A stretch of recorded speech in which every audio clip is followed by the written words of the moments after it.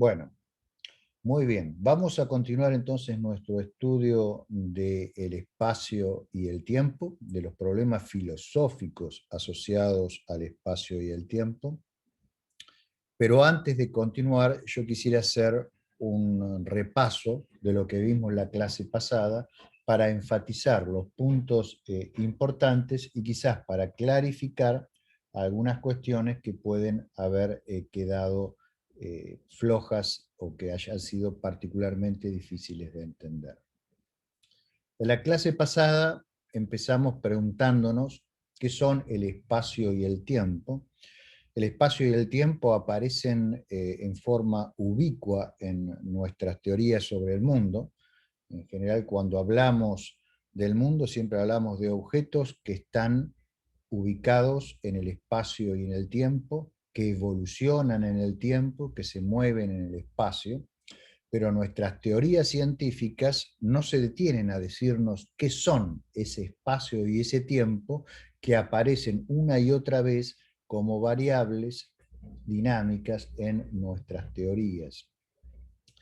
Esa es una cuestión filosófica que se viene planteando desde el principio del pensamiento crítico en la Grecia presocrática, como ustedes saben, pero esa discusión alcanzó un nuevo estándar de rigor con el nacimiento de la ciencia moderna en el siglo XVII. Y en particular le correspondió a Newton hacer las primeras formulaciones cuantitativas de procesos que evolucionan en el espacio y en el tiempo desde un punto de vista teórico, lo cual a su vez lo obligó a formular en su libro Principios Naturales, Principios Matemáticos, perdón, de la filosofía natural, lo obligó a formular una teoría del espacio y el tiempo. Lo obligó a decir algo sobre qué son ese espacio y ese tiempo que aparecen en sus ecuaciones dinámicas, de la dinámica, y también en las ecuaciones por las cuales él describía la acción gravitacional. Entonces, lo que nos dice Newton respecto a la naturaleza del espacio y del tiempo es lo siguiente. Newton considera que el espacio es una entidad y él nos habla de una entidad absoluta. Por entidad absoluta, él entiende una entidad que no cambia, es una entidad cuyas distintas partes permanecen siempre en la misma relación y que no puede ser modificada por interacción alguna con ninguna de las otras cosas que pueblan el universo, las estrellas, las galaxias, ustedes, yo, los automóviles, los árboles, las montañas, etcétera, etcétera. Para Newton, el movimiento, incluso el movimiento absoluto, es movimiento siempre relativo a ese espacio absoluto. Y algo similar piensa Newton sobre el tiempo. Newton imagina el tiempo como una especie de fluido, ¿sí?, formado por instantes, ¿sí? Y así como el, el espacio es siempre similar a sí mismo, así los instantes de tiempo también son similares a sí mismos. O sea, el tiempo no cambia la duración de los lapsos en distintas épocas. Vale lo mismo en el Imperio Romano que en la actualidad según Newton. Entonces, para Newton, el tiempo es lo que nos permite, la referencia al tiempo es lo que nos permite cuantificar el cambio. O sea, decimos que algo cambia cuando a distintos instantes del tiempo le corresponden distintos estados del sistema en cuestión.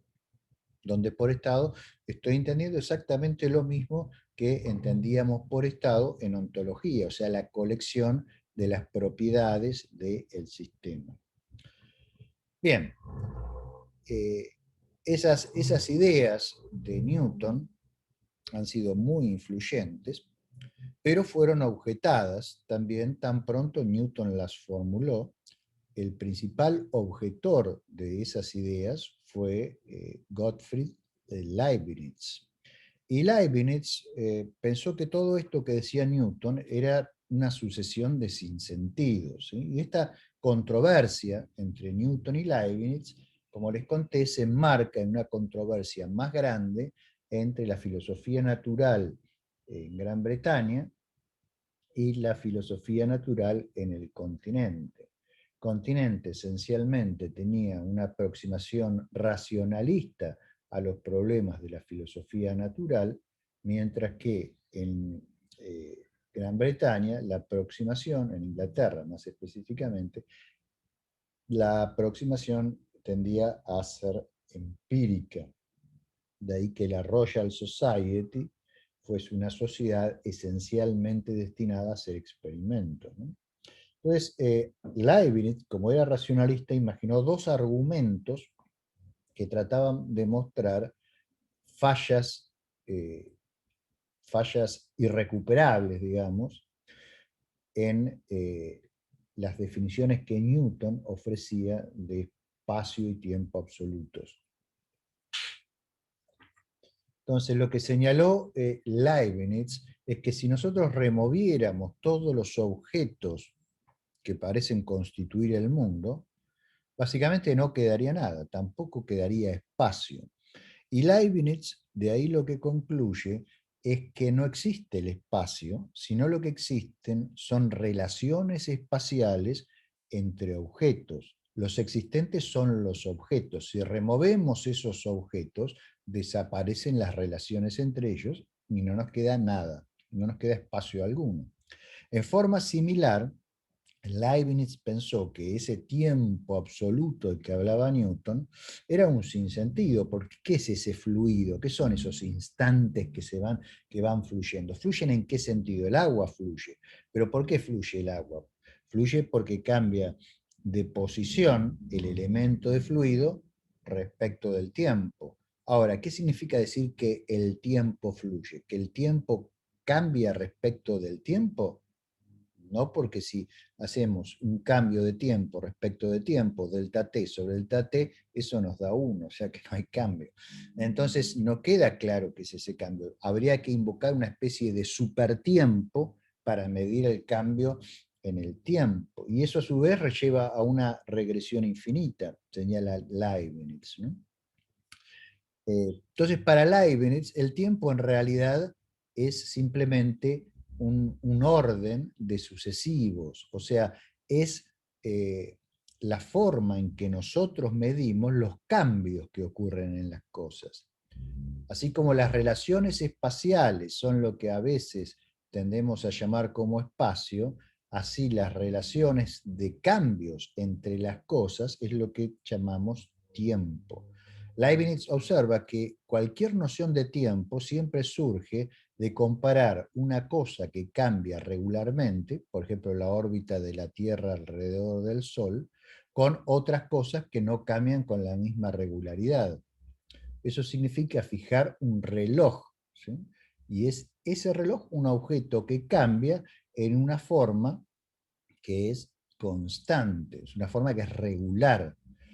Y otros cambios siempre los cuantificamos respecto a los cambios de ese objeto que tomamos como referencia. Ahora, si ningún objeto cambiase, señala Leibniz, entonces no habría tiempo. Entonces, así como el espacio es un sistema de relaciones, así el tiempo también es un sistema de relaciones entre cosas que cambian.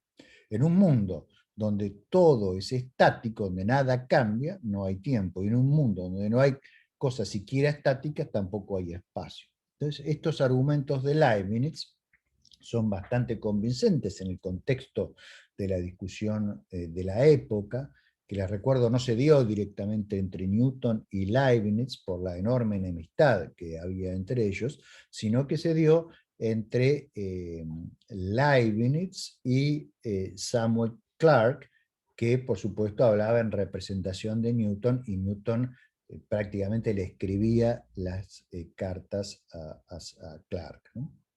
Bueno, entonces Newton responde a estos argumentos con su famoso experimento del balde, donde él señala que el movimiento del agua en un balde en rotación hace que la superficie del agua se vuelva un paraboloide de revolución, o sea, adquiere una superficie cóncava, y eso es debido a la acción de fuerzas no inerciales que se originan, señala Newton, en el movimiento absoluto del balde respecto de ese espacio absoluto. Y bueno, él señala en el experimento distintas fases por las cuales él puede ir descartando que el movimiento sea relativo a las paredes del balde o al entorno del laboratorio donde el experimento se va ejecutando. Entonces, ese experimento mental al cual Leibniz no llegó a responder porque lamentablemente falleció antes de que terminase la polémica, causó una fuerte impresión en los contemporáneos de Newton, y además el enorme éxito de la teoría de Newton para hacer toda clase de predicciones llevó a que esencialmente durante el siglo XVIII y buena parte del siglo XIX se pensase que Newton había ganado la discusión y que el espacio y el tiempo eran componentes absolutos del mundo. El espacio, una especie de escenario en el cual se representa la dinámica de los objetos, y el tiempo, una especie de fluido constante formado por instantes que permite mesurar los cambios. Ahora, como hablamos en la parte de historia, hubo una fuerte reacción romántica luego de el fracaso de de la Revolución Francesa y del surgimiento del Imperio Napoleónico, y digamos, luego de la caída del Imperio Napoleónico y la restauración de la monarquía, aparece toda una reacción romántica a lo que se interpretó como los excesos de la Ilustración. Eso llevaría al idealismo, cosa que discutimos, y el rechazo al idealismo llevaría a una vuelta digamos, a una visión científica y positivista del mundo, y aquí uso la palabra positivista en el sentido clásico de Augusto Comte, de rechazo completo de la metafísica.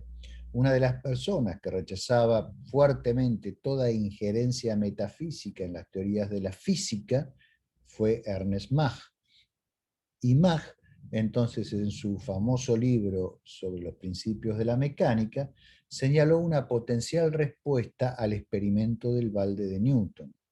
Lo que dijo Mach es que en realidad el movimiento del agua no es absoluto, sino es relativo a el resto de los objetos que componen el universo.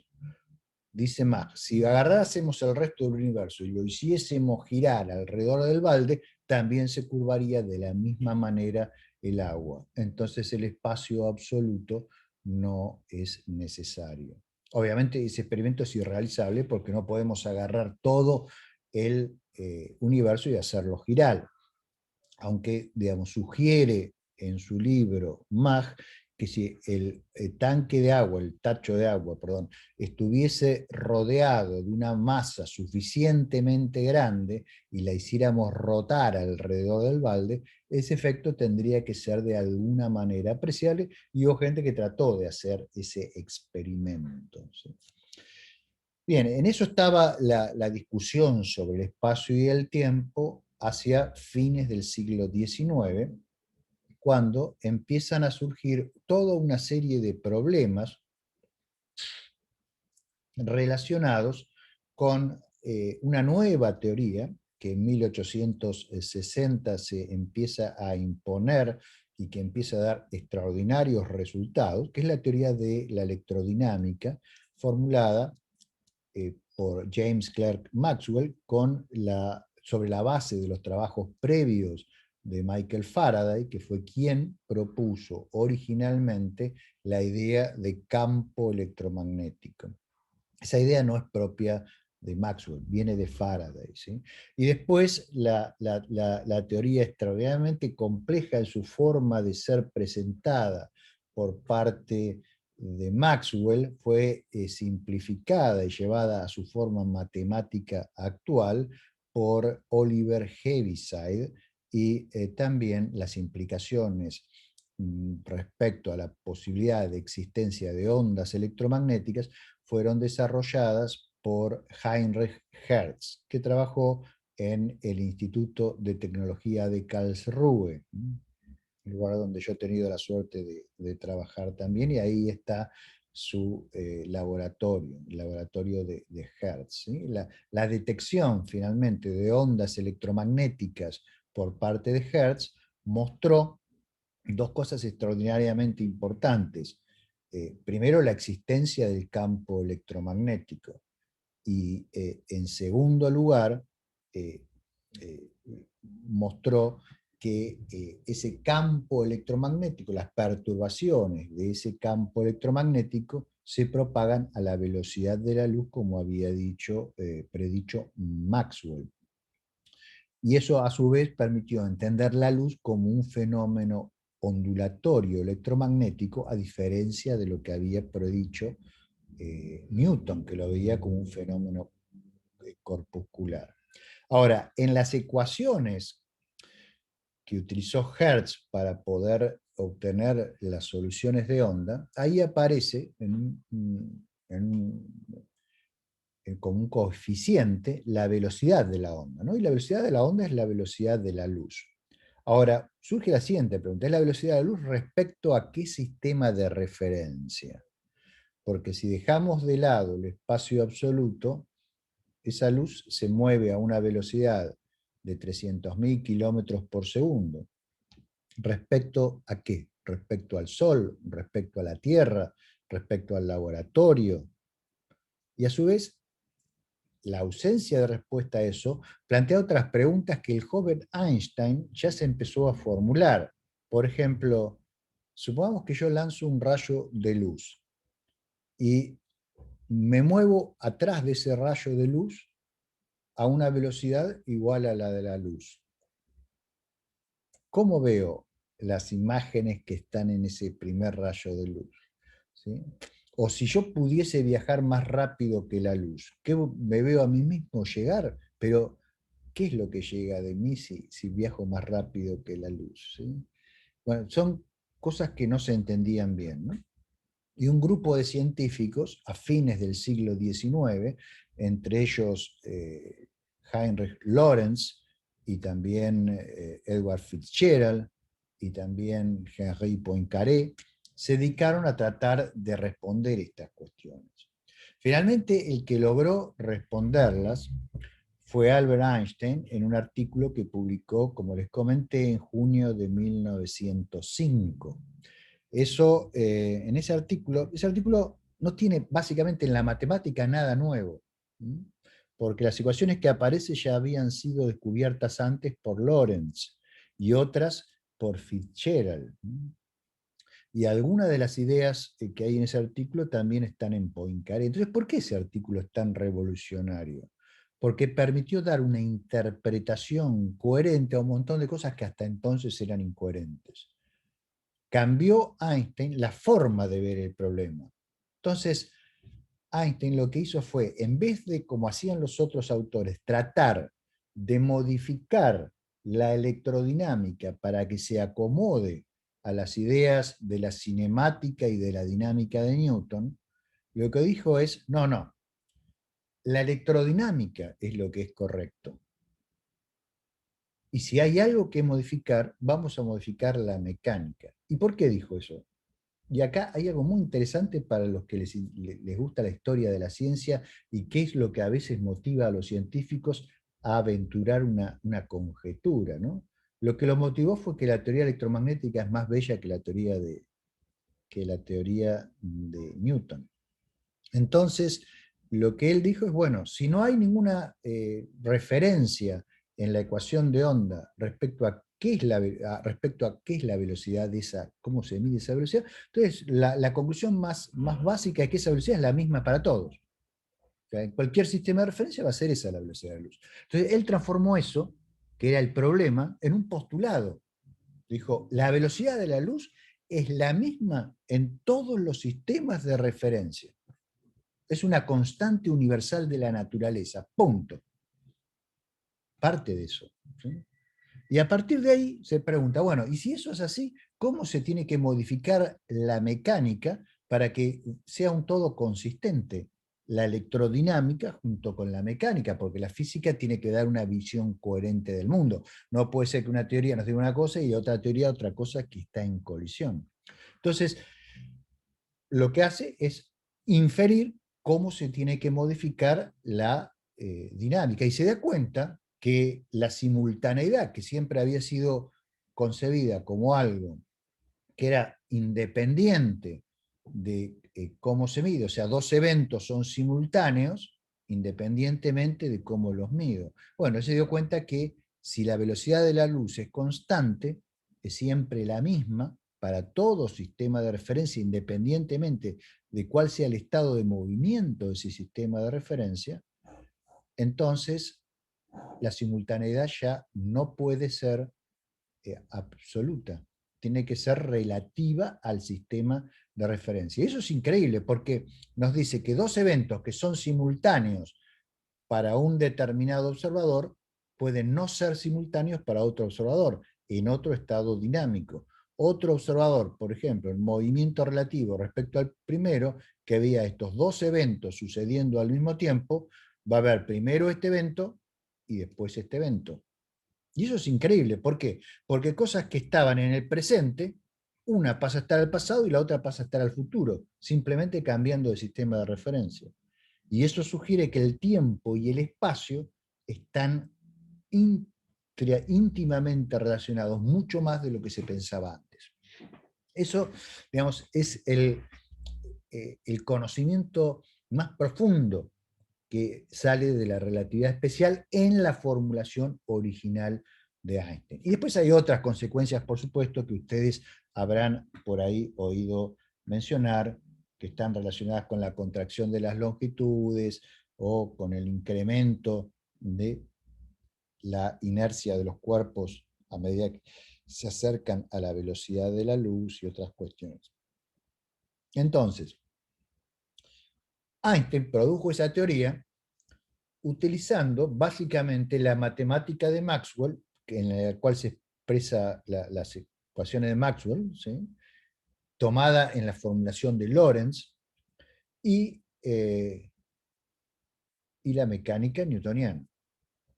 De ahí que el trabajo de Einstein, el título, se llama Electrodinámica de los cuerpos en movimiento, ¿sí? Electrodinámica. Él trata de unificar el electromagnetismo con la dinámica para producir una visión coherente de la realidad. Y lo logra dando el problema, moviendo el problema patas para arriba, ¿sí? Ahora, cuando hizo eso y publicó ese artículo que fue muy discutido en los siguientes 2 o 3 años, muy controversial, se armaron grandes discusiones y había enemigos acérrimos de estas interpretaciones.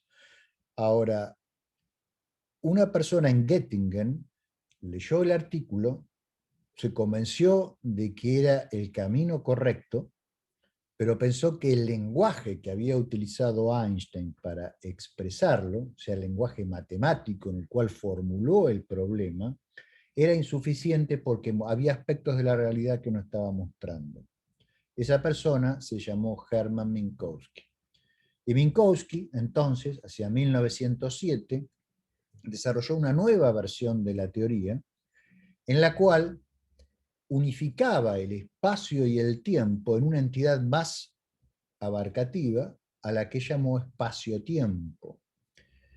Entonces, de la misma manera o manera similar a como el electromagnetismo unificó magnetismo y electricidad, que eran consideradas hasta ese momento como dos aspectos diferentes de la naturaleza, en una única entidad que bajo ciertas condiciones se comporta magnéticamente y bajo otras condiciones se comporta eléctricamente, así Minkowski creó un marco conceptual, este espacio-tiempo, en el cual espacio y tiempo en general están entrelazados en una única entidad y en determinadas circunstancias el espacio-tiempo se comporta como aquello que usualmente llamamos tiempo y como aquello que usualmente en el ámbito en que nos movemos de bajas velocidades, bajas energías, se suele llamar espacio. Al principio esto era una idea tan revolucionaria que muy pocas personas le prestaron atención. Afortunadamente, entre ellas estaban Sommerfeld, Arnold Sommerfeld, profesor titular de física en München, en Múnich, y estaba también Max von Laue, ¿sí?, de la Academia Prusiana de Ciencias. Y Laue reformuló, digamos, en forma más extensa otros aspectos de la física utilizando el formalismo de Minkowski, incluso llegó a desarrollar la termodinámica en ese formalismo, y le mostró esas ideas, esas formulaciones a Einstein, y Einstein se convenció de que ese lenguaje podía ser útil para expresar mejor la teoría que él había propuesto.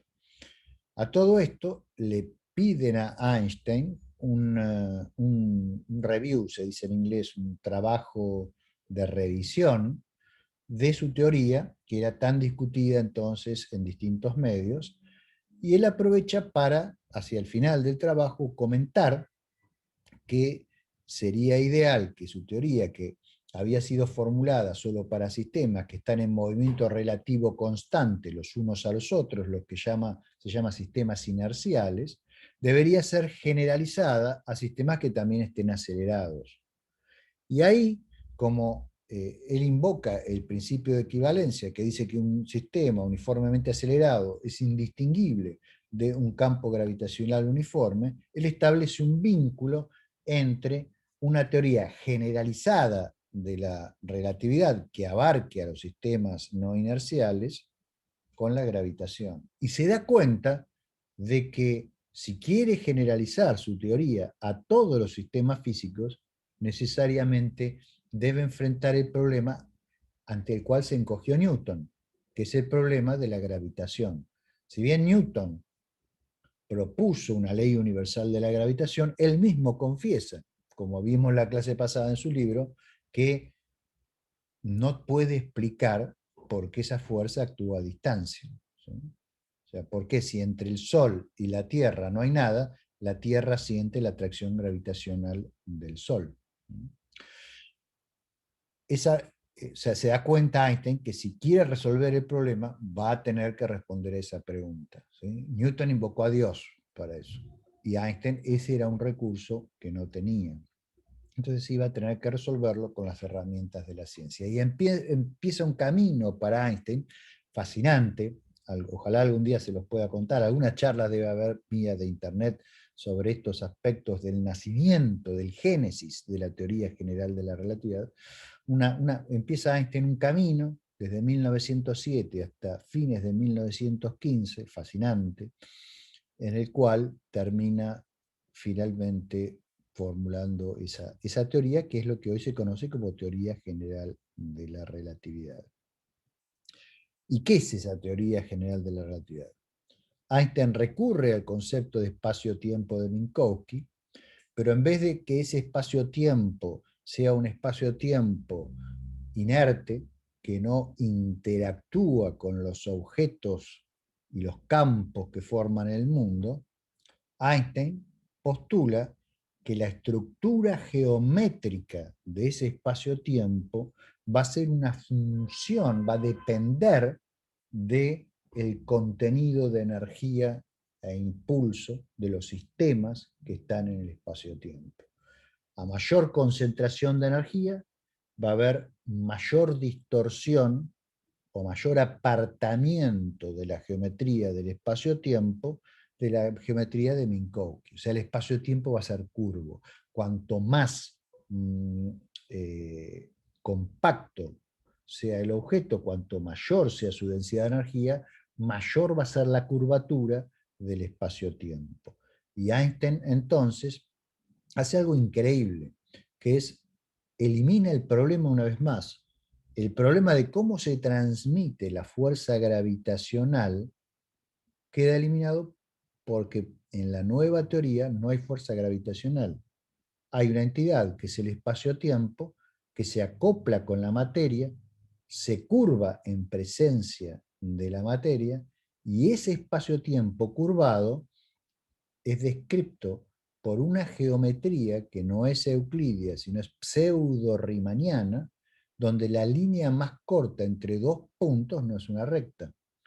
Entonces, los planetas se mueven en órbitas elípticas alrededor del Sol, no porque haya una fuerza creada por el Sol que los atrae, sino porque se mueven libremente, pero en un espacio-tiempo afectado por la enorme densidad de energía del Sol, donde la curvatura no es plana y por lo tanto no se pueden mover en línea recta, se mueven en la línea más corta, que en esa geometría es una elipse. Entonces recupera las leyes de Kepler sobre la base de una geometría pseudo-riemanniana. Y puede predecir cosas y explicar cosas que Newton no podía explicar. Por ejemplo, el corrimiento del perihelio de Mercurio. O, por ejemplo, que la luz durante un eclipse pueda ser afectada, la luz de las estrellas de fondo que se ven durante el eclipse, por la acción del Sol sobre la geometría del espacio circundante, cosa que fue parcialmente verificada por Eddington en la famosa expedición de 1919 a la isla Príncipe y la expedición gemela a la isla, a Sobral en la costa de Brasil.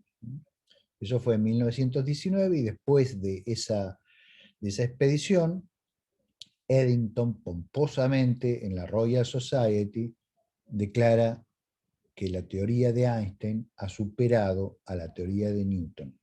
Lo cual imagínense que en la Royal Society, de la cual Newton fue presidente, digamos, eso fue una bomba termonuclear que se largó ahí y produjo una enorme repercusión.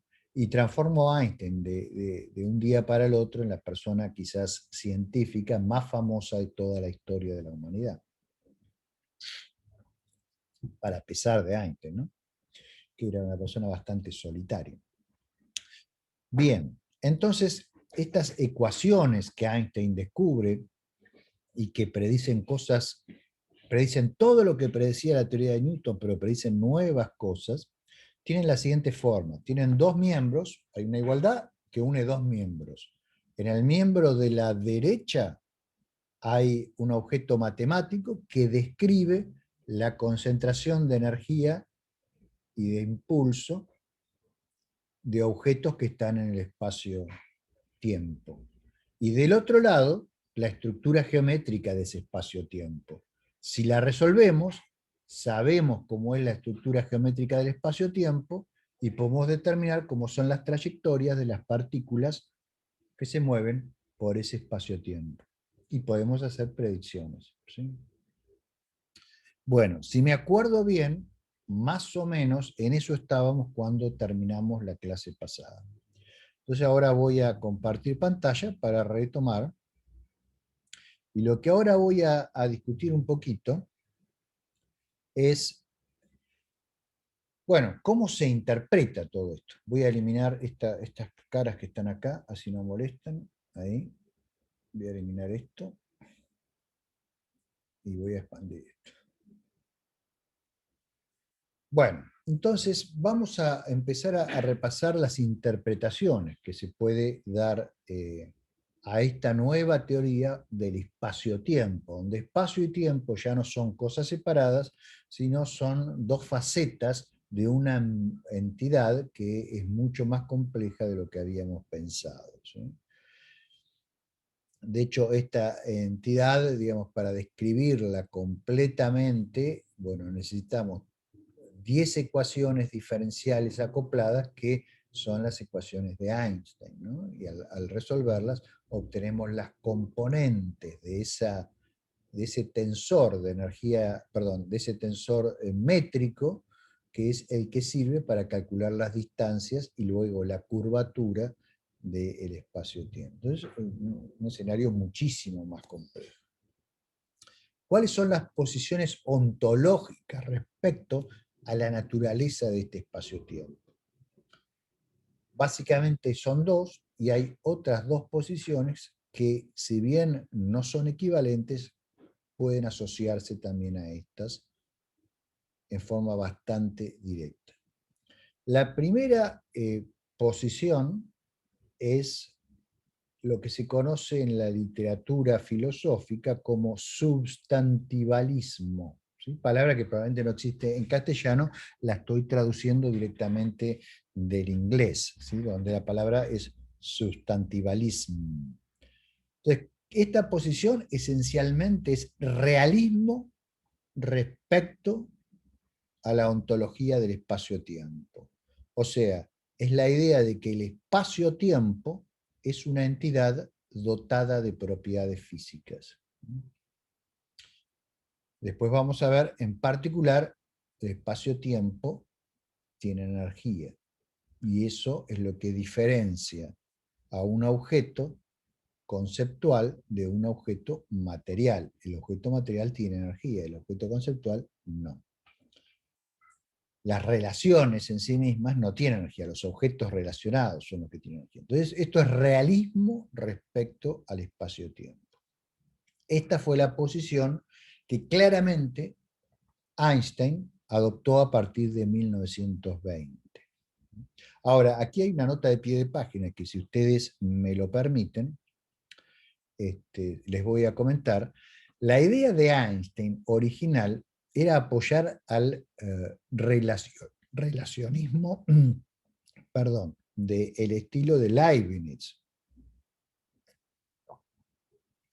porque Einstein era un gran admirador de Leibniz y también de Mach, sobre todo de Mach. Entonces, él creía que sus ecuaciones de la relatividad general eran la implementación del principio de Mach en la física. ¿Por qué creía esto?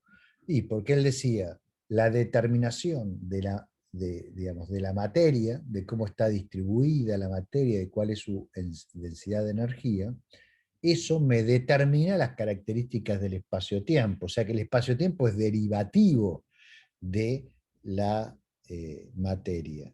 Entonces, si no hubiese materia, no habría espacio-tiempo, y esta es la idea de Leibniz y es la idea eh, de Mach.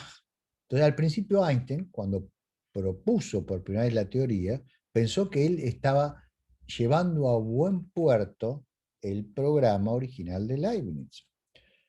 Ahora, poco después, en 1917, Einstein trata de aplicar sus ecuaciones de la relatividad general al universo como un todo. Él dice, bueno, supongamos que el universo es un sistema, supongamos que es un sistema formado por partículas que podemos identificar con las estrellas o algún otro componente. En esa época no se conocían las galaxias todavía, ¿no? Y entonces veamos qué pasa. O sea, yo pongo en el lado de la materia lo que sé que hay en el universo y me fijo qué pasa con la dinámica de eso al resolver las ecuaciones. Y la idea es que todo eso tiene que estar en movimiento, colapsando. O sea, la curvatura es tal que hace que eso colapse.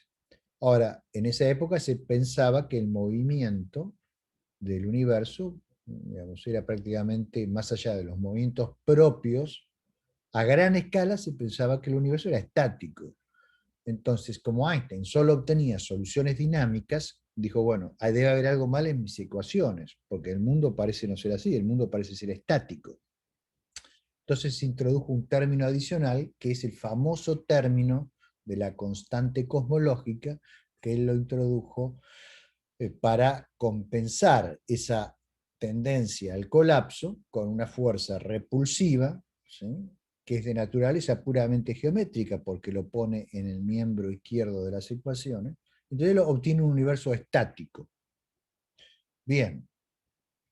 Ahora, ahí empezó una discusión con Willem de Sitter. ¿Por qué? Porque de Sitter rápidamente mostró que esas ecuaciones modificadas de Einstein con la constante cosmológica admitían soluciones de vacío que eran dinámicas. ¿Qué quiere decir soluciones de vacío? Soluciones donde no hay materia. Entonces, Einstein pensaba que eso era imposible, porque si no hay materia, ¿cómo puede haber una solución dinámica? ¿Qué es lo que se mueve? Y la respuesta de De Sitter es notable. Lo que se mueve es el espacio-tiempo. El espacio-tiempo está en expansión.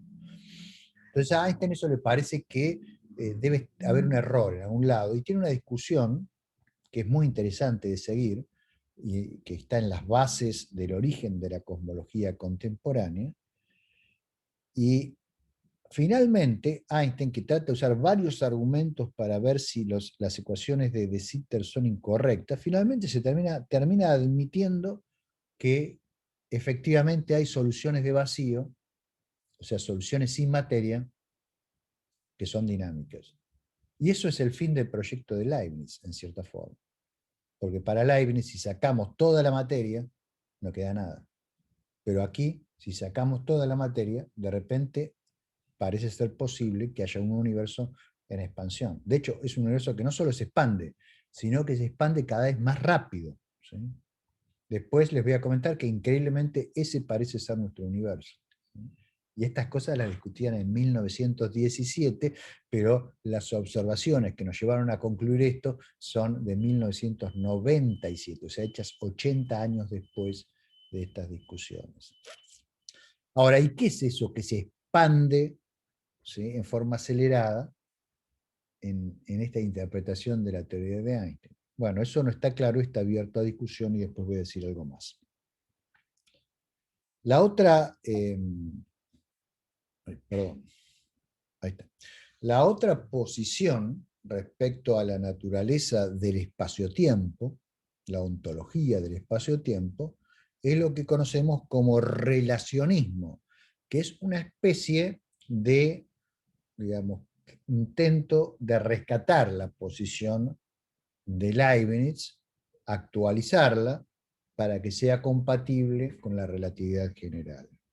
Entonces aquí lo que se sostiene es que el espacio-tiempo no es una entidad que pueda existir independientemente de los objetos físicos, como sostenía Leibniz. Es simplemente un sistema de relaciones entre las galaxias y las estrellas y las cosas que hay ahí en el universo. Ahora, la naturaleza de esas relaciones y también la naturaleza de los objetos relacionados, aquí también está esto abierto a discusión. La forma, digamos, usual que tiene el relacionista de tratar de compatibilizar estas ideas con las ecuaciones de la relatividad general es cambiar la interpretación de la relatividad general. Decir que el miembro de la izquierda de las ecuaciones, donde están todos los términos geométricos que en la interpretación de Einstein representan propiedades del espacio-tiempo, en realidad ahí lo que se cambia es la interpretación y se dice, no, la métrica que aparece ahí no representa ningún aspecto geométrico del espacio-tiempo. Lo que está representando es un campo físico, como por ejemplo el campo electromagnético, solo que es más complicado. El campo electromagnético que aparece en las ecuaciones de Maxwell es un campo que se representa por medio, un campo físico que se representa por medio de un campo matemático que es un campo vectorial. Entonces, a las componentes del el campo electromagnético se le asignan vectores, o sea, cada punto del espacio se le asigna un vector que indica la intensidad del campo electromagnético. Entonces, el relacionista reinterpreta la teoría general de la relatividad diciendo, esa métrica en realidad es un campo que representa a un campo físico, que es el campo gravitacional, o sea, reintroducen ese campo gravitacional que Einstein había eliminado. Y nos dicen, la métrica corresponde al potencial del campo y la variación de la métrica respecto de las coordenadas, lo que representa es la intensidad del campo gravitacional, o sea, la fuerza de la gravedad, por decirlo así. Bien, y alrededor de esto, por supuesto, obviamente estalla una discusión que ha tenido su auge entre los años, digamos, aproximadamente los años 40, cuando Hans Reichenbach publica su libro sobre el espacio-tiempo. Luego siguen los años 60 con la publicación del libro de Adolf Grünbaum, Philosophical Problems of Space-Time, y se empieza a calentar cada vez más en los 70 con digamos, los trabajos de John Ehrman y de algunos otros filósofos de la física, digamos, que están bien informados de cuestiones de relatividad. Es un debate muy interesante, no se los puedo reproducir aquí porque es muy largo, pero que empieza, yo creo, a definirse hacia este siglo con la detección de las ondas gravitacionales. Ustedes saben que, digamos, yo he tenido una relación con Mario Bunge y uno de los temas de discusión permanente con Mario a lo largo de 30 años siempre fue esto. Al principio, Mario en su libro Foundations of Physics, un libro extraordinario, él sostiene una teoría relacionista del espacio-tiempo y una interpretación de la teoría general de la relatividad como esta última que les acabo de decir, basado en una teoría de campos. ¿Sí? En su Treatise on Basic Philosophy, volumen 3, en el último capítulo, trata de desarrollar una teoría ontológica que sea una actualización del programa de Leibniz, formalizado adecuadamente. En 1996 empezamos con Santiago Pérez Bergliafa a estudiar los problemas que tiene esa formulación que propone Mario Bunge, que en mi opinión en ese momento era la más avanzada que existía, la implementación más avanzada que existía del programa de Leibniz.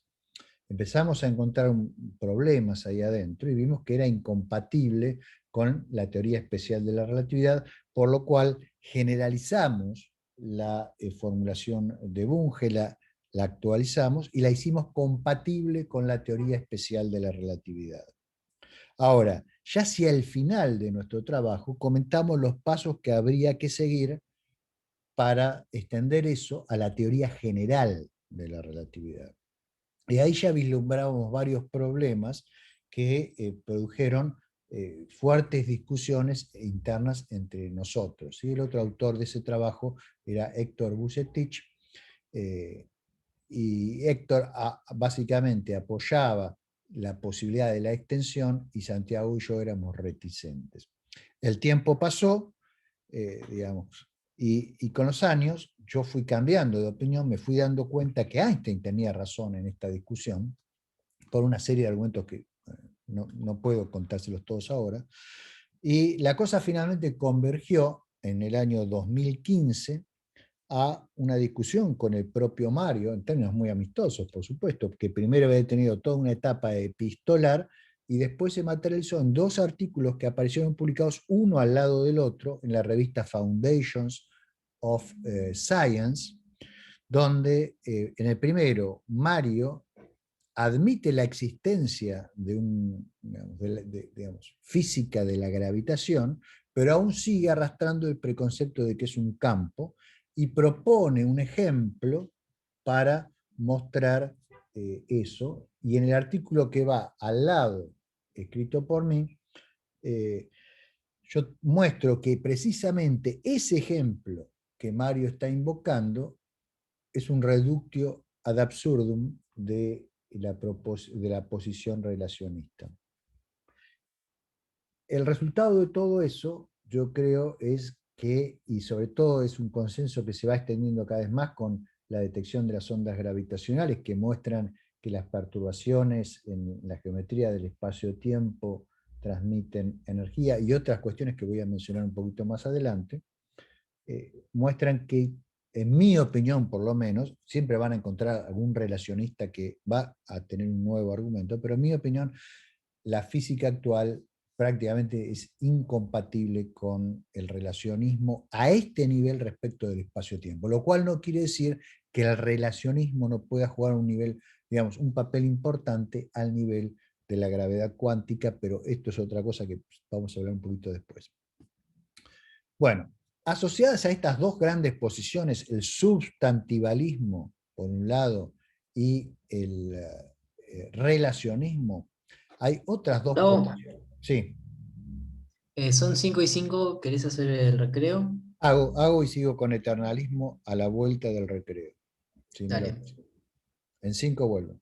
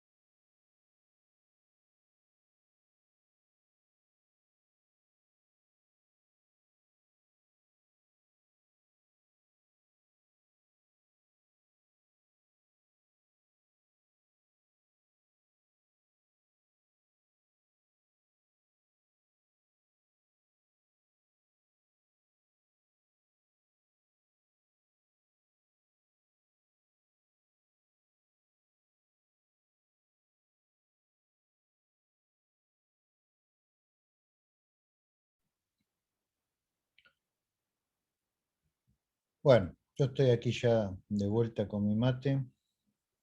¿Ustedes están listos por allá?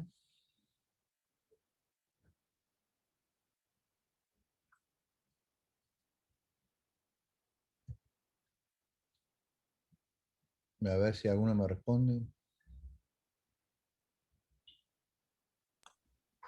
Yo sigo, Gustavo, acá todavía. Bueno. Ahí comentan. Perfecto. Bueno, entonces vamos a seguir. Esperen que a ver si puedo sacar esto de acá. Están viendo bien, ¿no? La pantalla ustedes. Sí, no está en pantalla completa lo único. Ahí Ahora está. sí. Bueno, entonces, perdón, tengo que grabar. Seguí grabando, me olvidé de desconectarlo, la grabación. Parece que esto siguió grabando. Bueno, después no sé cómo se puede sacar la parte de que no pasó nada. Bueno, vuelvo entonces. Hay dos posiciones que están íntimamente relacionadas, pero que no son idénticas al sustantivalismo y al relacionismo. Esas posiciones son lo que se conoce como eternalismo y presentismo. ¿Qué son estas posiciones? El eternalismo, que a veces se lo conoce con el nombre de universo bloque, simplemente afirma que todos los instantes presentes, pasados y futuros, y por lo tanto los eventos que son caracterizados por esos instantes, existen. O sea, forman un bloque, pero es un bloque de 4 dimensiones del espacio-tiempo. En otras palabras, el espacio-tiempo es fijo, o sea, no cambia. ¿Por qué? Porque el cambio está incluido dentro del espacio-tiempo. Siempre el cambio implica un cambio respecto de una de las dimensiones del espacio-tiempo. Implica el cambio de un objeto extendido en 3 dimensiones respecto de la otra dimensión. Si lo vemos en 4 dimensiones, el objeto es cuadridimensional, pero no cambia, es fijo. Entonces, la idea esencial del eternalismo es que los eventos, los sucesos, están ordenados por relaciones de precedencia, o sea, tal evento es anterior a tal otro, o posterioridad, tal evento es posterior a tal otro, o simultaneidad, estos dos eventos son simultáneos, pero estas relaciones entre los eventos en sí no cambian. O sea, la realidad no puede cambiar, ya que el tiempo es una de las dimensiones del bloque. Solo podría cambiar el universo de 4 dimensiones si hubiese una quinta dimensión, ¿sí?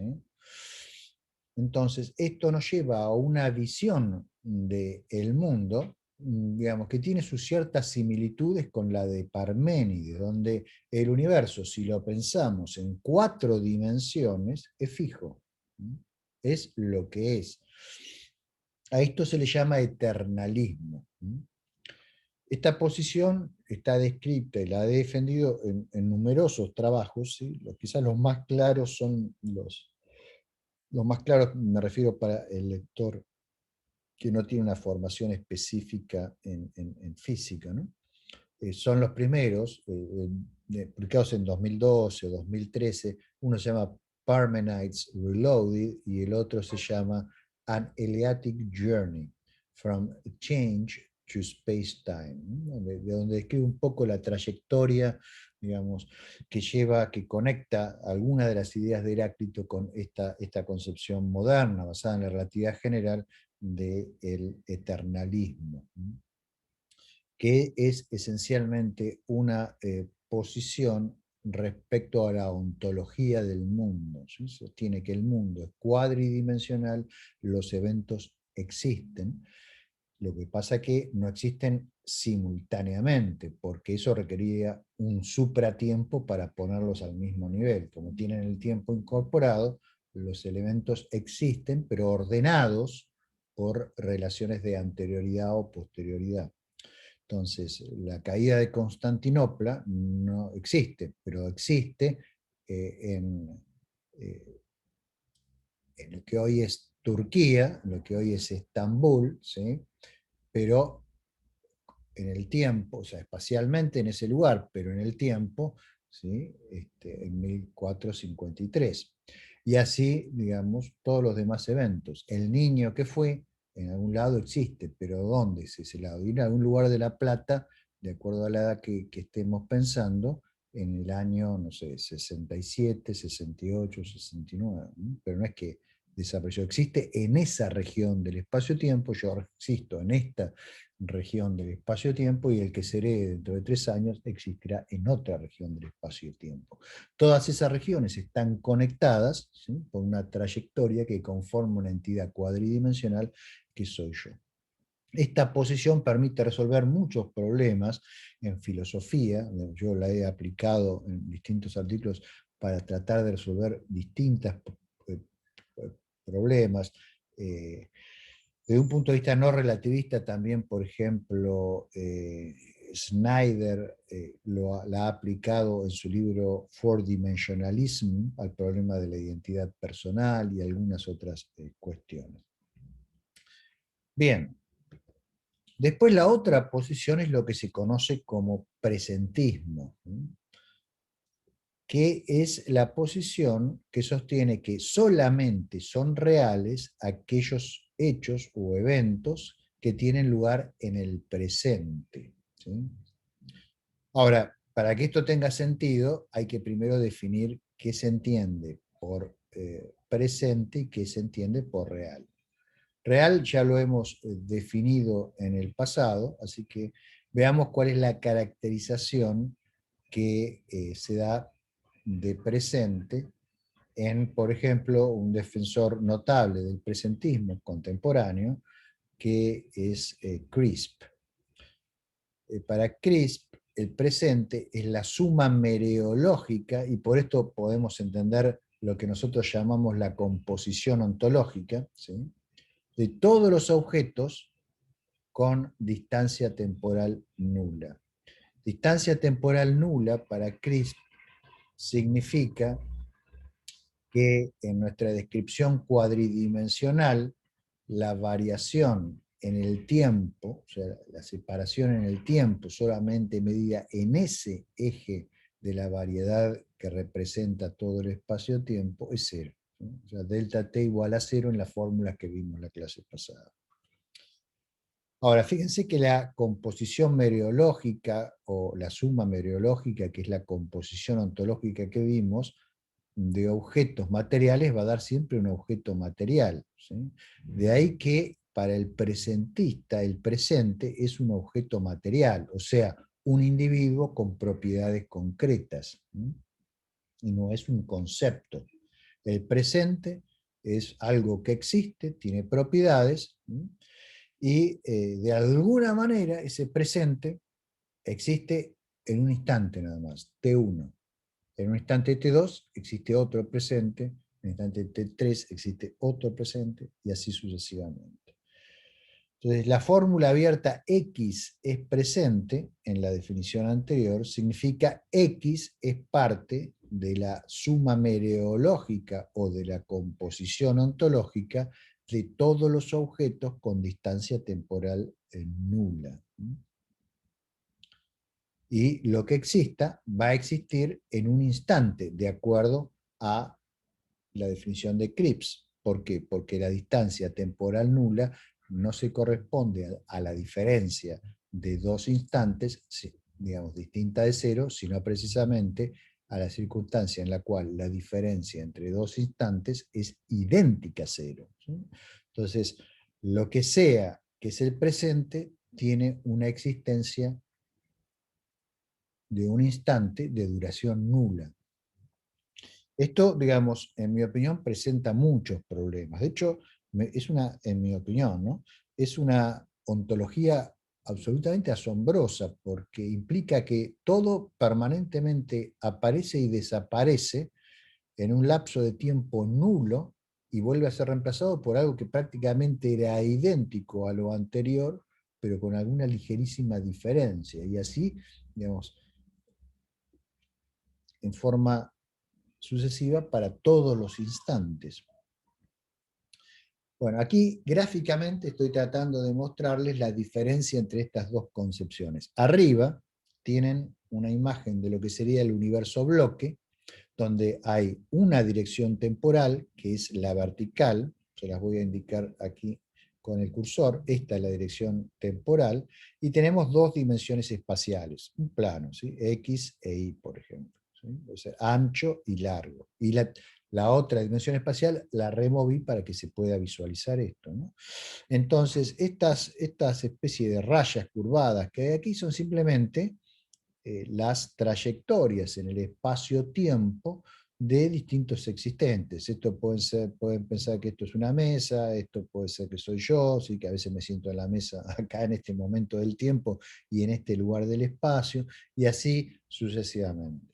Ahora, el presentista sostiene que lo único que existe no es todo este bloque, sino solamente un corte de este bloque, ¿sí? Por ejemplo, en el instante, supongamos que esto es T1, en el instante T1 existe este corte particular. Y esto que eran como gusanos, que iban perforando el espacio-tiempo, son simplemente ahora pequeños círculos, o sea, la sección eficaz del el gusano, ¿no? Entonces, hay una diferencia ontológica fundamental, ¿sí?, entre estas dos posiciones, las dos formas de ver el mundo. La cuestión es, ¿cuál de ellas es compatible con lo que sabemos del mundo?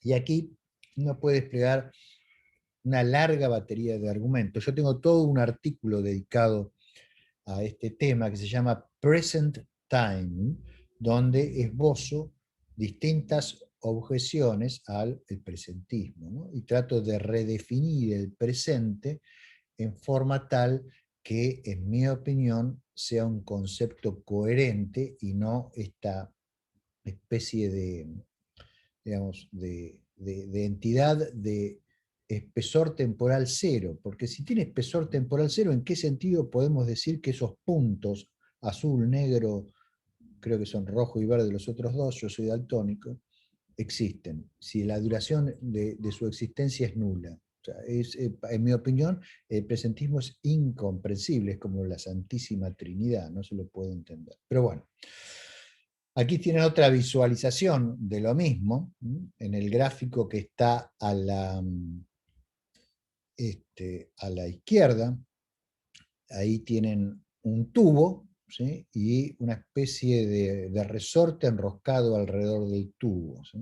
Y hay un corte de eso, que está en color más oscuro, y donde dice Earth and Moon, ¿sí? Como son dos dimensiones espaciales y una temporal, está todo aplastado en el plano espacial, lo que estamos viendo. Entonces la Tierra, en vez de ser una esfera o tener una forma semiesférica, es aquí un pequeño disco, y la Luna es también un disco más pequeño, que orbita alrededor de la Tierra, ¿sí? Entonces distintos cortes van a tener a la Luna en distintas posiciones orbitales alrededor de la Tierra.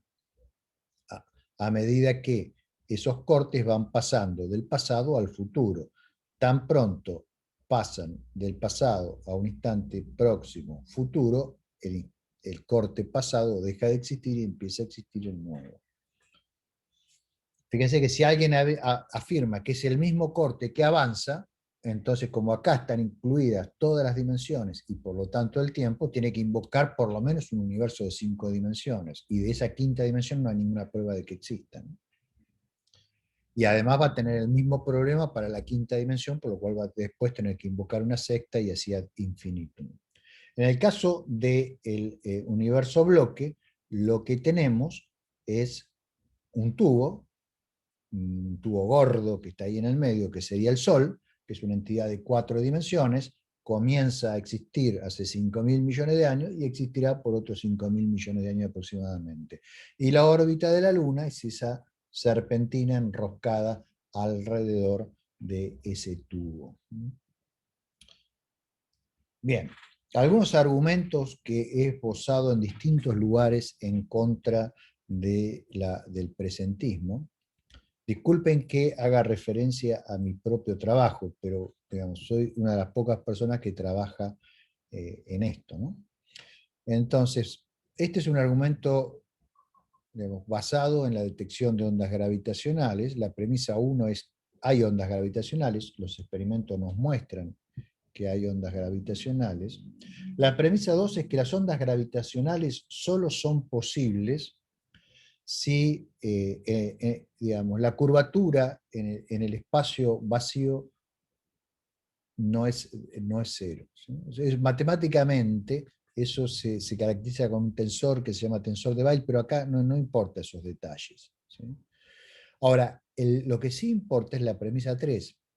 La premisa 3 dice que la curvatura no nula de ese tensor de Weil solo es posible si el mundo tiene 4 dimensiones. 4 dimensiones o más efectivas, ¿sí? Ahora, el presentismo es incompatible con 4 dimensiones.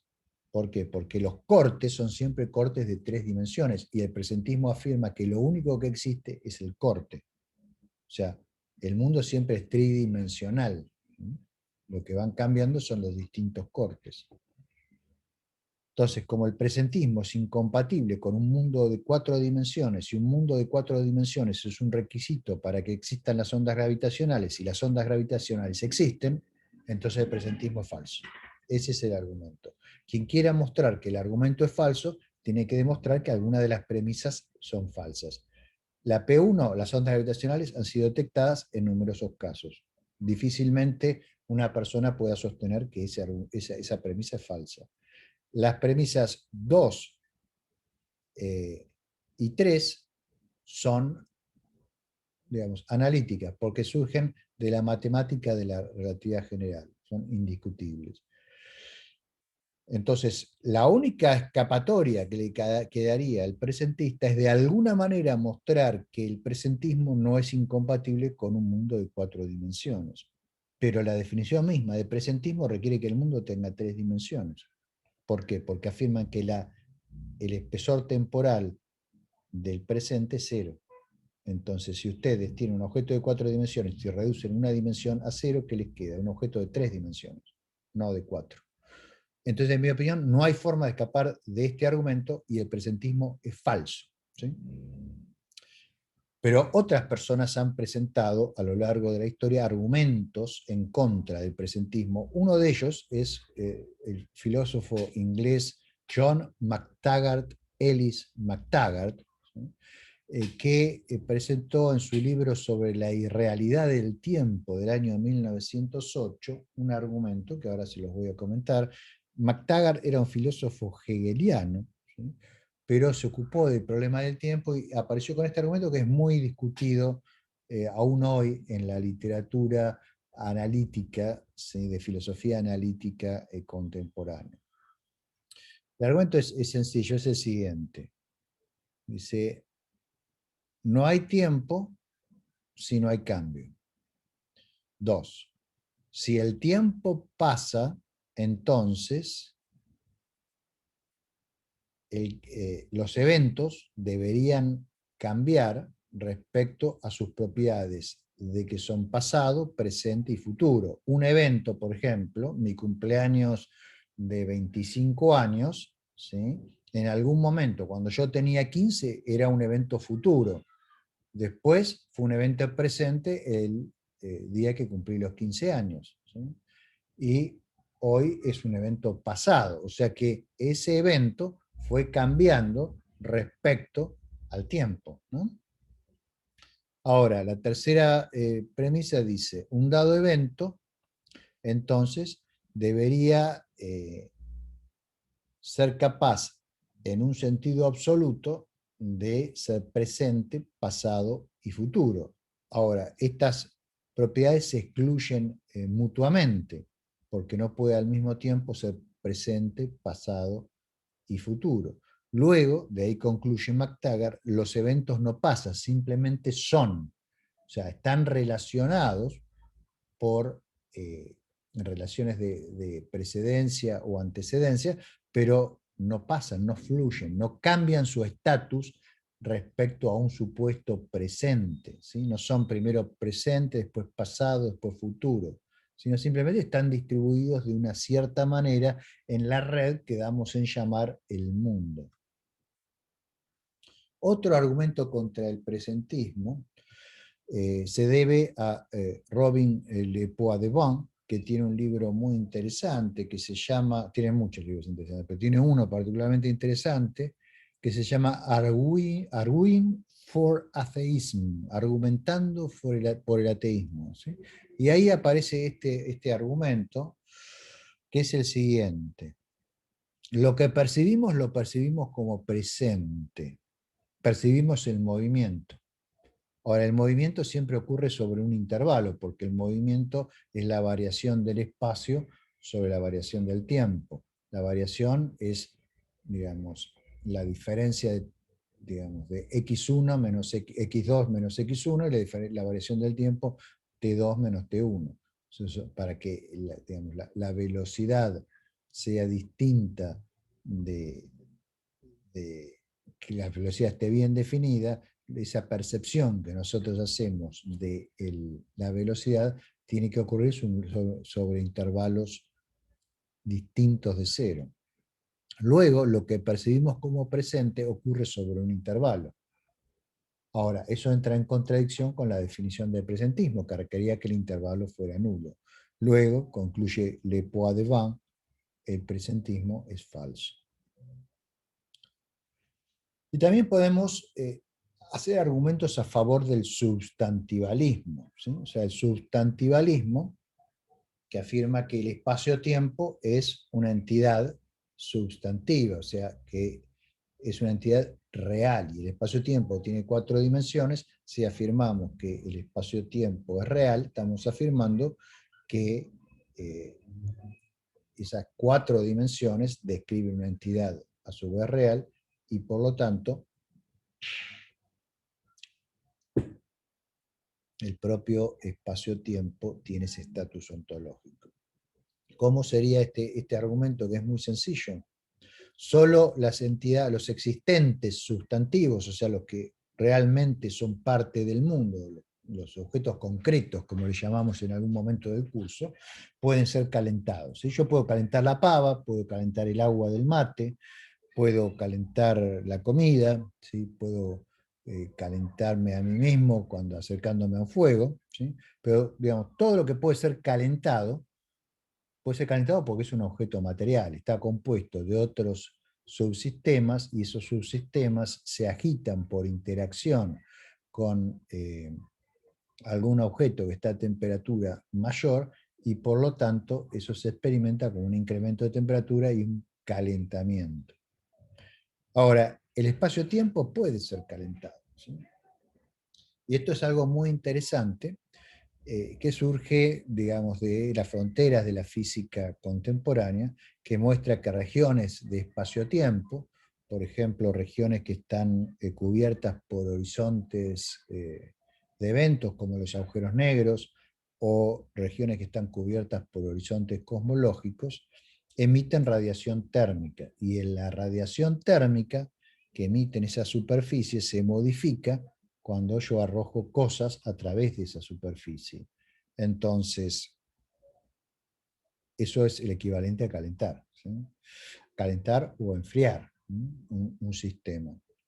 De hecho, si yo arrojo sobre un sistema, un agujero negro, por ejemplo, arrojo materia, el radio del agujero negro se incrementa, aumenta la superficie y disminuye la temperatura, ¿sí? Ahora, la temperatura solo se puede modificar de un objeto que es existente, no puedo modificar la temperatura de algo que no existe. Por ejemplo, un conjunto no tiene temperatura, un triángulo no tiene temperatura, un espacio de Hilbert no tiene temperatura, ¿sí? Una serie geométrica convergente no tiene temperatura, ¿sí?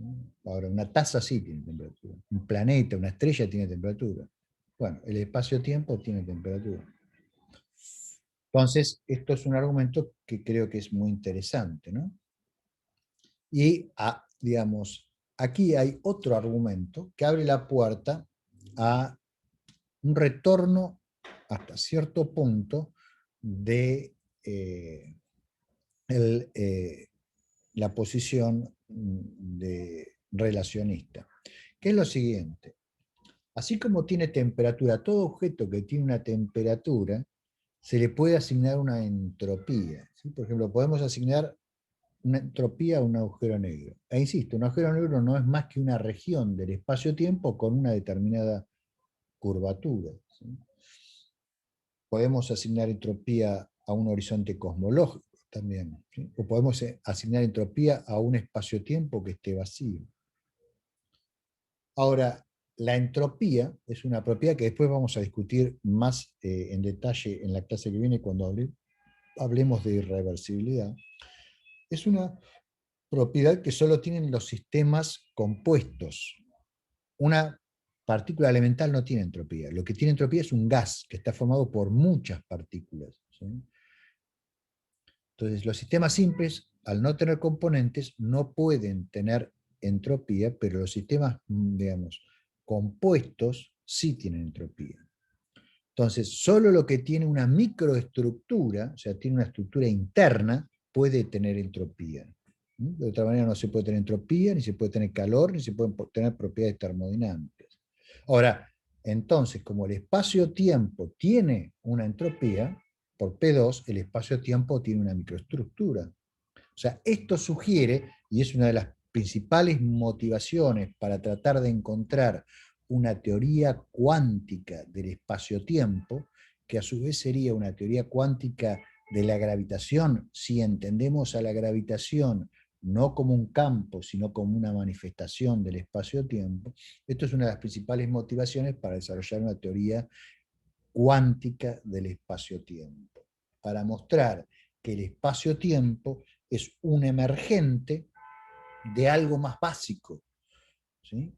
Y las interacciones entre esas cosas más básicas producen esto que nosotros llamamos el espacio-tiempo. Ahora, ¿qué son esas componentes más básicas que producen el espacio-tiempo? Bueno, no lo sabemos y es quizás de la física moderna uno de los problemas abiertos más importantes de todos. Voy a hacer algunos comentarios al respecto, pero prefiero hacérselos la clase que viene porque nos vamos a meter en un tema interesante, pero un poco complicado, entonces prefiero ir despacio, no dejarlo esto cortado por la mitad. Así que ahora vamos a pasar a la parte de preguntas, si a ustedes les parece.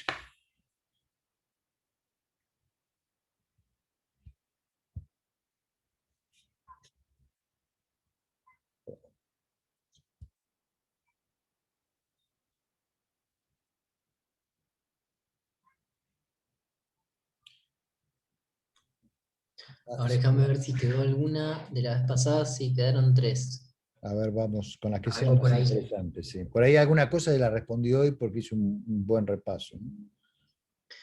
Américo preguntó, ¿la gravitación funcionó bien como aproximación en determinadas medidas? A escala humana, podríamos decir. A la luz de la relatividad, ¿qué es lo adecuado decir? ¿Qué es lo adecuado? ¿Decir que la gravitación no existe como fuerza o que es un efecto de la curvatura del espacio-tiempo? Las dos cosas son adecuadas, pero antes quiero hacer una clarificación. O sea, la gravitación no es que resultó adecuada para esto o para aquello. La gravitación es un fenómeno que observamos en el mundo, es algo que está ahí afuera. Lo que puede ser adecuado o no son nuestras teorías de la gravitación, ¿sí? Entonces, la teoría de la gravitación, de la relatividad general, admite una interpretación que creo, en mi opinión, es la única consistente. Dio hoy algunas razones, hay otras que no son demasiado técnicas y no las puedo dar acá. Admite una interpretación en la cual los efectos de la gravitación no son fuerzas, ¿sí?, que actúen a distancia, sino esencialmente son manifestaciones de la curvatura del espacio-tiempo. Entonces, ¿qué son las famosas fuerzas de marea? Bueno, las fuerzas de marea son simplemente que cualquier objeto extendido que se mueva en un espacio-tiempo curvo, distintas partes del objeto se van a mover libremente a distintas velocidades y según distintas trayectorias que pueden tender a separarse. Entonces, para el cuerpo eso se va a experimentar como una fuerza que trata que trata de combatir las ligaduras que dan lugar a la estructura del propio cuerpo, ¿no? Entonces, si ustedes se caen, por ejemplo, en un agujero negro, al principio pueden no sentir nada, pero a medida que la curvatura se va haciendo cada vez más y más grande, las piernas de ustedes, supongamos que ustedes están cayendo con las piernas hacia el centro del agujero negro, las piernas de ustedes van a sentir una, este, una curvatura diferente que la cabeza, eso va a hacer que las piernas de ustedes caigan más rápido hacia el agujero negro que la cabeza, y el resultado es que ustedes se van a estirar, ¿sí? Y bueno, a la larga, por supuesto, eso los va a destruir completamente. Eso, digamos, es el efecto de la curvatura, ¿sí? Pero estrictamente hablando, no es una fuerza que actúa a distancia, ni es la manifestación de un campo. Otro. Bueno, de esto me hablaste un poco, pero Diego Guevara preguntó cuáles son las diferencias principales entre las transformaciones de Lorentz y la relatividad especial. Creo que Bien, esto más o menos lo mencioné. La relatividad especial incorpora las transformaciones de Lorentz, ¿sí? O sea, las transformaciones de Lorentz son aquellas que dejan invariante a las ecuaciones de Maxwell, las ecuaciones del campo electromagnético. Lo que se trataba de hacer hasta la teoría de Einstein era que modificar la teoría del campo electromagnético para que estas ecuaciones fuesen invariantes, o sea, no cambiaran en su forma con las transformaciones de la mecánica newtoniana, que son las de Galileo. Lo que hace Einstein se hace al revés, adopta las transformaciones de Lorentz y se las impone a la mecánica. Y entonces la mecánica se tiene que modificar, ¿sí? O sea, ese es el punto crucial del rol que juegan las transformaciones de Lorentz en la relatividad especial. Por supuesto, a bajas velocidades las transformaciones de Lorentz se reducen a las de Galileo, y es por eso que la dinámica de Newton funciona muy bien a bajas velocidades, e incluso la seguimos usando hoy en día. O sea, si yo tengo que calcular un tiro oblicuo, no voy a usar la teoría de relatividad, voy a utilizar la teoría de Newton, ¿no?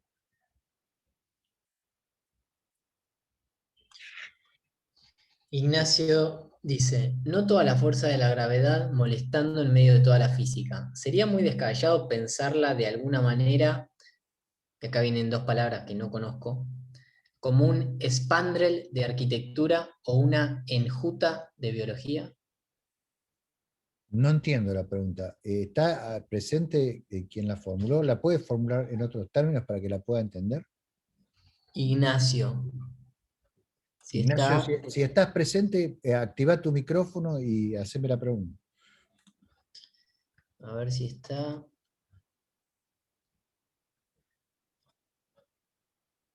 Hay un Ignacio.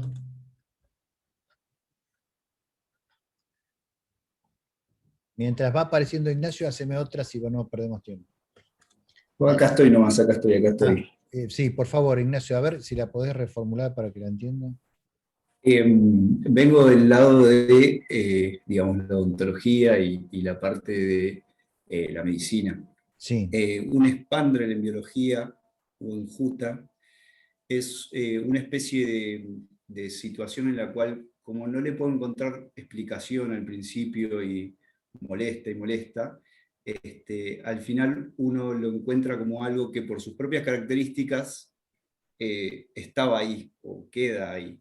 En odontología, por ejemplo, es una enjuta el mentón, que al principio en biología evolutiva se le buscaba alguna característica de encontrar el porqué, la razón por la cual estaba ahí, pero en definitiva, después de estudiar toda la evolución, cómo migraron los ojos hacia adelante para ver en 3D y otro tipo de situaciones, se llegó a la conclusión de que el mentón no podía quedar de otra manera más que ahí, en ese lugar.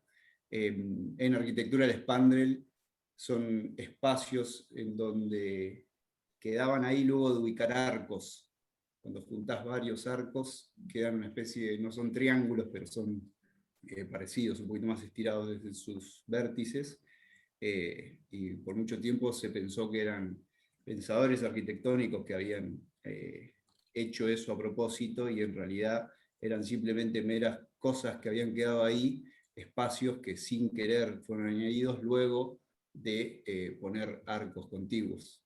bien. ¿Y cómo No aplicás vengo del esto? lado de no vengo del lado de la física, pero quería entender un poquitito la fuerza de gravedad, sí, porque la noté molestando bastante, como para encajarla, digamos, de alguna u otra manera.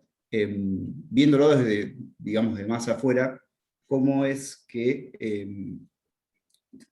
la explican o no la explican, y si por casualidad podría llegar a ser, no sé, que la gravedad esté ahí simplemente por todas las otras fuerzas operando. Bien, a ver si te puedo responder algo que se te satisfaga en este contexto. O sea, la acción de la gravedad, lo que nosotros llamamos gravedad, claramente se manifiesta en el mundo. La cuestión es, ¿qué es esa gravedad? ¿Sí? Si la pensamos como una fuerza, entonces tenemos que explicar esa fuerza, de dónde sale, cómo actúa, cómo se propaga, qué es lo que la activa. Entonces, los relacionistas piensan, bueno, puede ser un campo, como el campo electromagnético, que aplica fuerzas, por ejemplo, si vos tenés una corriente y esa corriente está en las cercanías de un campo magnético, la corriente sufre una fuerza debida a la acción del campo magnético. Entonces, en forma similar, los relacionistas piensan, bueno, puede ser que haya un campo gravitacional tal que ese campo gravitacional actúa no sobre las cargas en movimiento, sino sobre los objetos que tienen masa y que tienen energía, y entonces produce ese tipo de modificaciones en su estado de movimiento que nosotros vemos, por ejemplo, en las modificaciones del estado de movimiento de los planetas cuando están bajo la influencia del Sol. En el contexto de la interpretación geométrica, por llamarle así, o la interpretación del espacio-tiempo de la relatividad general, esa fuerza en realidad no es una fuerza transmitida por ningún campo, sino es la consecuencia del movimiento libre en un espacio-tiempo que tiene una geometría que no es la euclídea. O sea, es un espacio-tiempo donde los movimientos libres no ocurren sobre líneas rectas, sino sobre líneas curvadas. Entonces, trayectorias que normalmente se mantendrían paralelas en un espacio euclídeo pueden llegar a diverger o converger. Esas divergencias o convergencias son lo que explica las fuerzas que actúan sobre los cuerpos digamos, de origen gravitacional. Esas son las dos, digamos, grandes interpretaciones que hay actualmente al formalismo de la teoría de la gravitación, que respeta las ecuaciones matemáticas en ambas interpretaciones, pero que le da distinto significado semántico a los símbolos que aparecen en ellas, por lo menos a los símbolos que aparecen en el lado izquierdo de las ecuaciones. Lo que yo traté a lo largo de la clase de hoy es de exponer algunas razones para pensar que es preferible una de esas interpretaciones, la interpretación original de Einstein, digamos, la de la geometría del espacio-tiempo, sobre la otra, ¿sí? Si alguno quiere profundizar más sobre eso, podemos subir a la página de la materia más literatura, pero advierto que es literatura ya más técnica, porque la discusión inevitablemente ahí ya empieza a caer a el nivel de consideraciones de física un poco más avanzada. No sé si esto te satisface, Ignacio. No lo entiendo en su plenitud, pero está bien, está bien. Viene por otro lado, distinto al que por ahí lo estaba pensando, pero está bien. Gracias. No, por favor. ¿Seguimos, Edu, con alguna más? Dale. Bueno, Diego Guevara preguntó qué bibliografía recomienda para seguir toda la historia desde la formulación de las ecuaciones de Maxwell hasta la relatividad especial. Estamos hablando de bibliografía para la parte histórica. Sí. Bien, hay una frondosa bibliografía. Eh, el punto acá crucial es cuál es el nivel técnico que quieren para esa bibliografía. Porque hay bibliografía a niveles, digamos, casi de divulgación, que a veces es muy inexacta, y después hay bibliografía muy buena a un nivel ya un poquito más técnico, ¿sí? Pero si me especifican el nivel, les puedo preparar una selección de libros para la próxima clase. David pregunta, ¿hay teorías alternativas a la relatividad general de Einstein que tengan similar robustez científica, pero que sugieran una visión distinta sobre el espacio, el tiempo o el espacio-tiempo? Hay una gran pluralidad de teorías, digamos, sobre la gravitación, y de hecho ha habido un boom de estas teorías, sobre todo a partir de que se descubrió que el universo está en expansión acelerada a fines del siglo pasado. También algunas de estas teorías han sido propuestas en conexión con otros problemas de la cosmología, como por ejemplo la materia oscura, si existe o no, o problemas como el problema de la singularidad inicial y demás. Entonces hay una gran variedad de teorías. Algunas de esas teorías, digamos, tratan de, digamos, explicar a través de fenómenos gravitacionales cosas que antes se pensaba no eran gravitacionales, van en la línea un poco de ideas de Einstein, que trató de eliminar algunas otras fuerzas de la física también en forma geométrica, o sea, asignando mayor complejidad a la estructura del espacio-tiempo a fin de poder explicar más de las cosas que pasan en el mundo. Hay una gran variedad de esas teorías. Y también hay otras teorías que agregan campos, ¿sí? Distintas clases de campos en lo que podríamos llamar la ontología del mundo, que a su vez eso tiene su reacción en la estructura geométrica del espacio-tiempo. Y después hay toda una serie de prototeorías, porque aún no hay ninguna teoría completamente desarrollada en este sentido, que tratan de ver el problema de la emergencia del espacio-tiempo. Porque, como dije, hay indicios para pensar que el espacio-tiempo no es una entidad básica y por lo tanto debe salir de algo, debe estar compuesta por algo. Y bueno, ahí hay distintas líneas de investigación que se están explorando, también motivadas por problemas de la cosmología relacionados con las fallas de los modelos cosmológicos actuales, sobre todo para describir el comienzo de la expansión cósmica. De la clase que viene voy a decir algo de eso. Marcelo Gómez pregunta, ¿cómo se explica la detección de ondas gravitacionales por el proyecto LIGO en 2016 desde esta filosofía del espacio-tiempo refiriéndose al relacionismo? Refiriéndose al relacionismo, la onda en ese caso es la onda en un campo, el campo transmite energía, incide sobre el espejo, digamos, detector del LIGO, el espejo principal, modifica al transferir energía el campo, la, la dinámica de ese espejo, y eso es detectado por el arreglo de rayos láser digamos, que se utilizan para determinar la posición exacta del espejo. O sea, básicamente, para el relacionismo, las ondas gravitacionales son ondas de un campo y ese campo transfiere energía, ¿sí? Desde el punto de vista del relacionismo. En cambio, desde el punto de vista del sustantivalismo, lo que pasa es que directamente la longitud de uno de los brazos del interferómetro del LIGO cambia respecto a la longitud del otro brazo y por lo tanto se produce interferencia destructiva o constructiva de acuerdo al diseño del interferómetro, y eso es lo que produce la detección.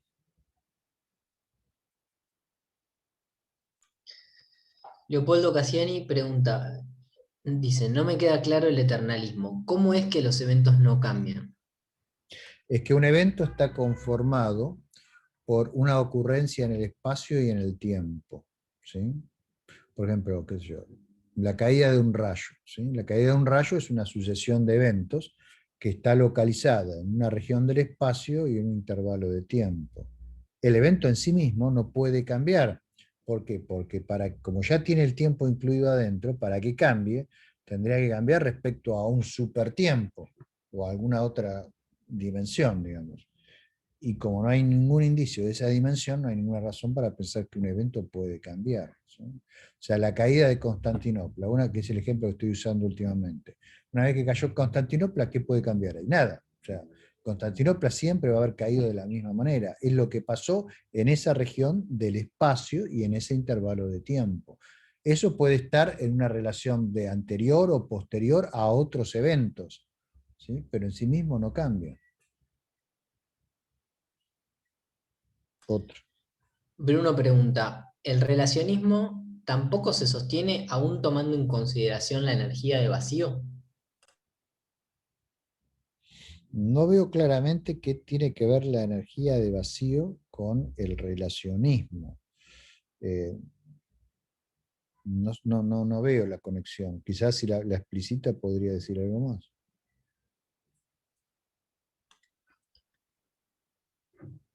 Bueno, Leopoldo, si querés expandir la pregunta ahí en el chat, mientras te hago la última que hay, de Dale. Derian Alvarado, que dice, en el contexto de Block Universe, ¿cómo se interpreta la expansión acelerada del universo? El universo, en el Block Universe, digamos, ya tiene una forma cuadridimensional. Entonces, la expansión acelerada del universo se interpreta, la clase que viene voy a mostrar un gráfico de eso, ¿no? Se interpreta diciendo que, digamos, la dimensión, los cortes espaciales, ¿sí?, a tiempos tempranos tienen un radio que es mucho menor que los cortes espaciales a tiempos posteriores. O sea, hace referencia a la forma de esa entidad cuadridimensional que es el universo en expansión. O sea, no hay que pensar el universo bloque como un bloque digamos, que tiene eh, la forma de un cubo, ¿sí?, sino que es un nombre genérico, pero la forma real hay que determinarla por la experiencia, por las observaciones. Entonces, si vemos que el universo está en expansión acelerada, obviamente los cortes a tiempos tempranos son muy diferentes que los cortes a tiempos tardíos. O sea, hay una simetría en la forma del universo bloque. Y apareció el que tenía la pregunta Sí, ahí. Sí. ahí Bruno dice, reformulo. El relacionismo se cae porque las ecuaciones de Einstein admiten soluciones en ausencia de materia y energía. Pero hasta donde entiendo, la mecánica cuántica dice que siempre existe una energía aún en el vacío. La pregunta sería, ¿qué estarían describiendo las soluciones de vacío de las ecuaciones de Einstein? Sí, en realidad no es el relacionismo lo que se cae, digamos, o sea, lo que se cae es la implementación del principio de Mach en las ecuaciones de Einstein, ¿sí? Porque puede haber espacio y tiempo sin que lo determine la materia, ¿sí?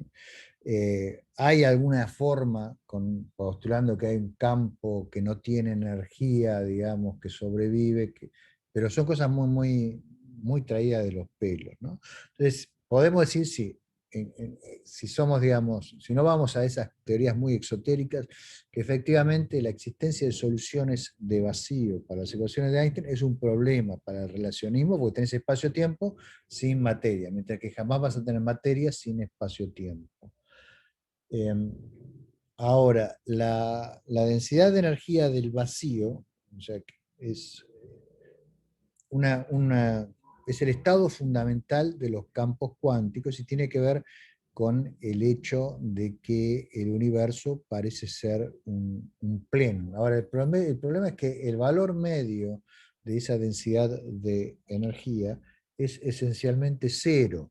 Entonces, al ser esencialmente cero, la estructura geométrica que sale de eso es plana y no hay curvatura, ¿sí?